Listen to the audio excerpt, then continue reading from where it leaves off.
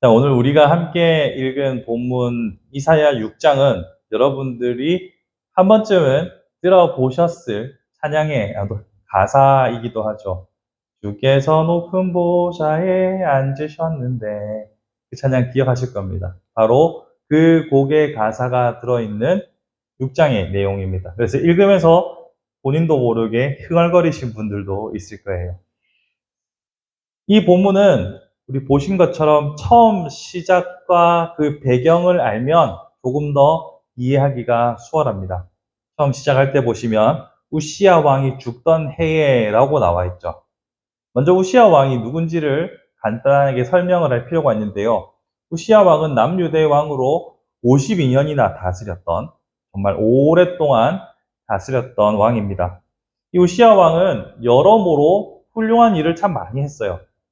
부국강병이라고 하죠. 강력한 군대와 힘을 기르고 또 나라의 부를 일으킨 왕입니다. 그의 업적이 훌륭하였고 물론 하나님께서도 그를 다윗의 길로 행하였다 칭찬하는 왕 중에 한 명이었습니다. 그에게는 스가랴라는 좋은 영적인 지도자가 있었고 그 아래에서 훌륭하게 국정을 잘 수행했지만 그의 치세 말년에 문제가 생깁니다. 어떤 문제인가 하면 너무 기고만장해졌나 봅니다.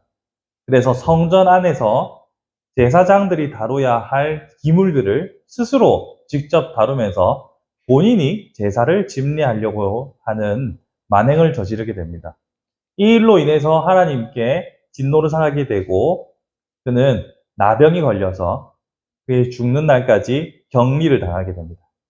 이스라엘에서는 그때 당시에 여러분이 흔히 알고 있는 문둥병, 한센병이라고 하는 이 나병이 걸렸을 때에는 하나님의 저주로 보는 경향이 있었고 율법에서도 이 나병 환자들을 따로 격리하게 돼 있었습니다. 그래서 왕임에도 불구하고 따로 격리를 당하여서 궁에 들어오지 못하였고 그의 죽는 날까지 그는 다시 왕권으로 돌아오지 못했습니다. 심지어 그가 저주받은 채로 죽었기 때문에 오늘날 우리 조선으로 치면 종묘라고 할 수 있는 이 왕실의 그 무덤에도 안치되지 못했습니다. 이런 안타까운 결말을 맞이하게 되는 그 시점에 이사야가 등장하면서 이사야가 지금 하나님의 영광을 맞이하고 그 거룩을 경험하고 이스라엘의 앞날에 대해서 예언하는 장면이 바로 오늘 이 6장의 내용입니다. 그래서 그가 여호와를 배웠더니 거룩하다 거룩하다 하는 천사들을 보고 여호와의 영광을 보고 놀라고 그 앞으로 이스라엘의 멸망에 대해서 예언하는 장면을 보시면 이 앞에 우시야와 이사야가 극명하게 대조된다는 것을 발견하실 수 있습니다. 어떻게 비교가 되냐면요. 우시야는 하나님의 전에서 교만으로 자신의 임의로, 자신의 뜻대로 예배를 진행했습니다. 그 결과 나병에 이르게 되죠. 하나님의 진노를 하게 됩니다. 그런데 지금 여기 이 이사야는 반대로 이 예배의 자리에서 하나님의 영광을 뵙고 하나님의 크신 거룩을 경험하게 되고 예언에 이르기까지 서로 완전히 상반되는 모습을 보이게 되죠. 지금 이스라엘의 역사의 흐름 속에서 예배라는 이 한 사건을 다루는 두 사람의 방식을 통해서 극명한 역사적 대조가 일어나는 것을 보게 됩니다.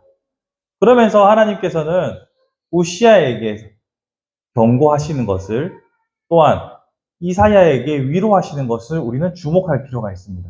먼저 우시야를 보시면 그가 너무나 승승장구하다 보니 그 스스로 생각하기에 거룩이 자신에게서 비롯된 것인 것처럼 착각했던 것으로 보입니다. 근데 오늘 본문을 보시면 여기 스랍들이라는 그 천사들로 이해하시면 좀 어렵지 않게 쉽게 이해할 수 있습니다. 와서 3절에서 서로 거룩하다 세 번을 외치면서 만군의 여호와라고 말합니다. 자, 우리는 하나님께로부터 거룩을 부여받는 존재입니다. 그러니까 거룩하다, 즉 하나님의 영광이 임하고 죄악으로부터 구별되고 거룩하다 여길 수 있는 것은 우리 안에서 나타나는, 발현되는 것이 아니라 하나님께로부터 부여받는 것입니다. 이 거룩은 하나님의 속성이요, 우리의 속성이 아닌 거죠. 그런데 이 거룩을 스스로 안에서 나온 것처럼 착각한 이 교만으로 인해서 우시아는 지금 하나님 앞에 범죄하고 징벌을 받는 모습을 보게 되는 것이죠. 반대로 이사야는 그가 하나님의 거룩을 딱 경험하는 순간 뭐라고 말합니까? 5절을 보십시오. 그때 내가 말하되 화로다 나여 망하게 되었도다. 그는 하나님의 거룩을 자신 안에 없는 이 거룩을 경험하고 나자 바로 외치는 첫 일성이, 첫 일갈이 화로다 나여 내가 죽게 되었도다. 이것은 무엇입니까? 하나님의 거룩 앞에서 자신을 비추어 보았을 때 죽을 수밖에 없는 죄인이라는 사실에 압도당하면서 화로다 나여 내가 죽게 되었도다 라고 말합니다. 즉 자신에게 절망하게 되는 것이죠. 이 절망을 통해서 하나님께서 하시는 반응을 한번 보십시오. 하나님께서 제단 숯불을 입술에 대면서 숯불을 입에 대면서 내 악이 제하해졌고 내 죄가 사해졌다라고 말합니다. 자, 여기서 우시아랑 이사야의 차이를 한번 보십시오. 그러니까 교만으로부터, 거룩으로부터 떠난 이 교만은 죽음으로 향하게 하였으나 그의 겸손으로부터 온 거룩을 향한 경험은 그를 살리는 길로 가고 있습니다. 여기서 바로 이 예배 가운데서 거룩을 경험하고 죽음을 직감하는 것이 정말 중요하다는 것을 우리는 발견할 수 있어야 합니다. 거룩이 우리 안에 없으므로 거룩하신 그분을 만날 때에 나타나는 이 반응, 거룩을 경험할 때 죽음을 우리는 직감하게 되는 거죠. 그래서 매 예배 때마다 죄의 인식이라는 것은 가장 중요한 부분입니다. 여러분, 예배 때마다 양심의 가책을 느끼고 하나님 앞에서 부끄러움을 느끼고 매 예배 때마다 이 죄를 인식하며 괴로워하는 것은 매우 일상적인 일입니다. 그것이 자연스러운 일입니다. 그래서 사람들은 예배보다 사람들을 만나는 것이 더 좋은지도 모르겠습니다. 사람들은 예배에 정확하게 예배를 직면하게 되면 자신의 허물을 발견하게 되고 죽음을 인식하게 되지만 사람들을 만나면 꼭 그렇지는 않잖아요. 그리고 만나는 사람들을 통해서 우리는 상대적인 우위를 통해 스스로를 위로하기도 하잖아요. 나보다 좀 못한 사람들을 만나면서 나보다 좀 더 바르게 살지 못하는 사람들을 바라보면서 나는 저거보다는 나으니까, 나는 저 사람보다는 나으니까 라는 비교 우위를 통해서 스스로를 위로하는지도 모르겠습니다. 하지만 우리가 진정 직면해야 하는 것은 하나님의 거룩하심이고 그 거룩하심 앞에서 우리를 죄를 인식해야 합니다. 그것이 바로 예배의 가장 중요한 목적 중에 하나입니다.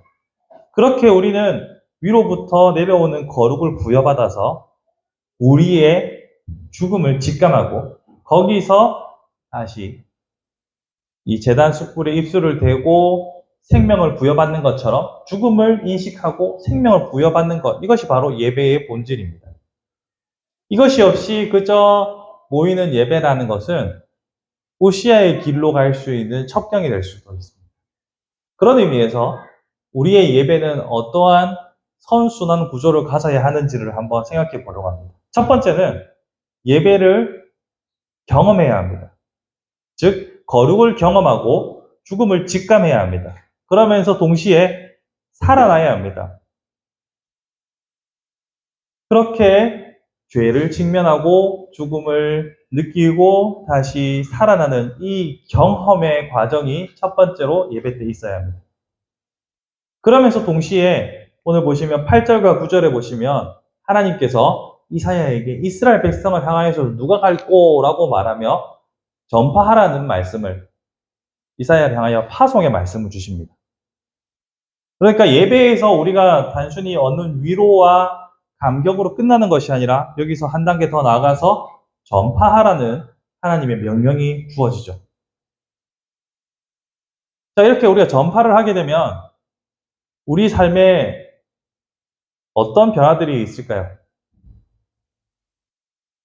딱 생각하기에 여러분들이 머리에 떠오르는 이미지가 어떤 겁니까? 길거리에서 막 그런 거 생각나십니까? 아니요. 전파하는 방식은 많습니다. 전파하는 방식은 우리의 삶의 라이프 스타일의 개수만큼 다양할 겁니다. 우리가 지인들에게 말로 전할 수도 있고 삶으로 전할 수도 있고 뭐 노방전도도 할 수 있고 여러 가지를 할 수가 있겠죠. 하지만 동일한 것은 전하는 것은 힘든 일입니다. 왜냐하면 내가 언행이 일치하려면 내가 전하는 것과 나의 삶이 일치하려면 그만큼 힘이 들거든요. 거룩을 만났을 때, 거룩을 경험했을 때 우리가 죄의식을 느꼈던 것은 우리가 그렇게 살지 못하기 때문이죠. 그렇지 않습니까? 내가 그렇게 살았다면 그렇게까지 죄의식이 안 들었을 거예요. 말씀 앞에 부끄러움이 없다면 그렇게 죄의식이 들지 않을 겁니다. 하지만 우리 그렇게 못 살잖아요. 그러니까 전파한다는 것은 그만큼 힘이 드는 겁니다. 내가 말하는 예수와 나의 삶이 털끝만큼이라도 좀 닮아야 전하는 것이 되는 것이지 않습니까? 근데 내가 말하는 예수랑 내가 사는 삶은 전혀 1도 연관이 없다라고 한다면 전하는 것에 무슨 의미가 있을까요? 그러니 전하는 것은 정말로 힘이 드는 일입니다. 내 삶이 예수를 닮아가야 하거든요. 근데 내 본성은 예수님을 닮지 않았거든요. 본성을 거스르는 일은 언제나 힘이 듭니다. 그러니 우리는 이 죄를 경험하고 죽음과 생을 경험한 다음에 전파를 하고 나면 고갈이 되는 거죠.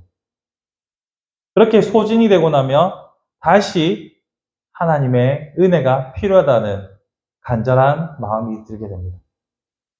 그때 다시 이 사모하는 마음으로 예배 자리에 나갔을 때 다시 거룩을 경험하고 그 채워진 충만함으로 전파하고 소진하고 다시 또 사모하고 또 다시 경험하고 전파하고 소진하고 사모하고 이것이 바로 주일부터 주일까지 우리의 사이클인 겁니다. 위로부터 내려오는 거룩을 경험하고 그 에너지를 가지고 세상에 힘써 전파하고 소진된 다음 다시 주일날 하나님을 경험하고 채워지고 소진하고 채워지고 소진하고 이것이 바로 그리스도인이 살아야 할 주일에서 주일까지의 일상이어야 한다는 겁니다. 근데 우리는 많이 잊고 살아가요.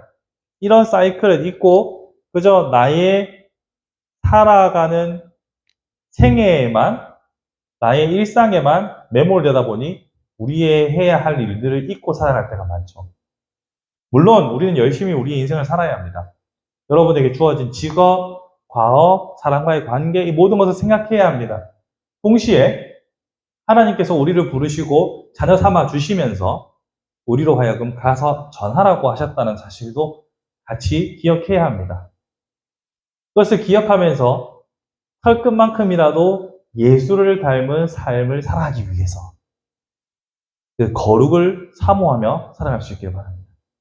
사실 이 거룩을 경험하고 나면 이러한 삶의 패턴은 누가 시키지 않아도 어떤 의무로서 작용하는 것이 아니라 자연 발생적으로 일어나게 됩니다.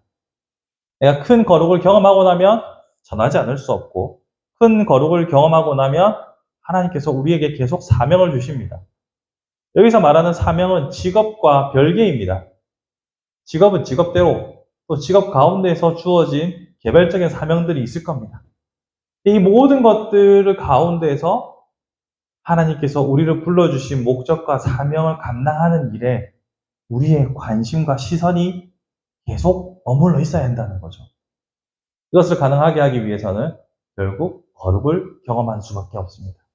말씀을 정리해 보겠습니다.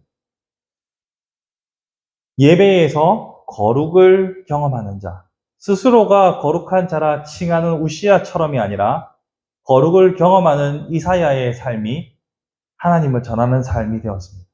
그리고 그러한 삶이 바로 우리의 삶이 되어야 한다고 성경은 말합니다.